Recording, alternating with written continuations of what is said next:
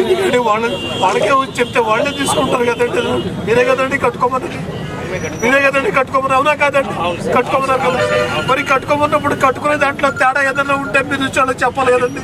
నాకు చెప్పారు, నేను చెప్పాను మీకు ఎట్ట కావాలంటే చేస్తామండి అని చెప్పని. శత్రు దేశం మీద దాడి చేసినట్టు అది ఏంటంటే కష్టపడి అందరూ కలిసి పైసా చూసుకొని సీరియల్ కట్టుకుంది.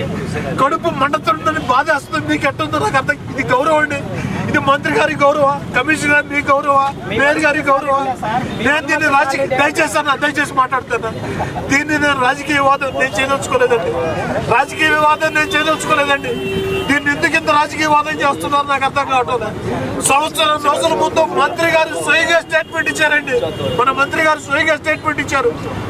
వాడల సీనియర్ సిటిజన్లకి విశ్రాంతి మందిరం కట్టిస్తారని చెప్పారు. ఒక్కడికి కట్టారండి? ఒక్కడికి అట్లా. షెల్టర్స్ ఎక్కడ కట్టుకుంటారండి? రోడ్డు పక్కన కట్టుకుంటారు. ఇది మీ స్థలం కూడా కాదు, రోడ్స్ అండ్ బిల్డింగ్ స్థలం.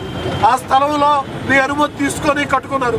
కట్టిన తర్వాత కట్టిన దాంట్లో మీకు ఏదైనా తేడాలు ఉంటే మీరు వచ్చి చెప్తే వాళ్ళే మార్చుకుంటారు, లేకపోతే మేము మార్చుకుంటాం. ఈ రోజు మీరు 100 మంది పోలీసుల్ని అధికారులను పెట్టి రెప్ప మూసి రెప్ప తెరిచేటప్పటికే 10 నిమిషాల్లో మొత్తం డ్యామేజ్ చేసిపోయారు. మీరే చెప్తున్నారు మేము ఆ విధంగా పాల్గొట్టమని చెప్పలేదండి. వాళ్ళని పైన టాప్ ఏదైనా ఉంటే కొట్టమని ఏమండి పైన టాప్ వరకు కొట్టమని చెప్పేవాడి. మరి కొట్టేసిపోయారు. కమిషనర్కి మీరు ఏ సమాధానం చెప్తారు? ఒక దేవాలయం, ఒక మసీదు, ఒక చర్చి, అదేవిధంగా సీనియర్ సిటిజన్ షెల్టర్ పైసా కార్పొరేషన్కి, గవర్నమెంట్కి పైసా ఆర్థికంగా ఇబ్బంది లేకుండా సీనియర్ సిటిజన్లు ఒక ఎమ్మెల్యేగా నేను నా నెల జీతం డబ్బులు మొత్తం అంతా కూడా ఇచ్చి కట్టుకుంటాను. ఆ విధంగా నామరూపాలు లేకుండా ధ్వంసం చేస్తే కమిషనర్గా మీరు ఏ సమాధానం చెప్తారో చెప్పండి. మీరు హోల్ చేయమంటే మీరు హోల్ చేయమని చెప్పారని చెప్తారు. మీరు హోల్ చేయమంటే మీ వాళ్ళు మొత్తం నేలమట్టం చేశారు. మీకే బాధ వేసింది దాన్ని చూసిన తర్వాత. మీరు ఏమి చెప్పాలనుకున్నారో చెప్పండి.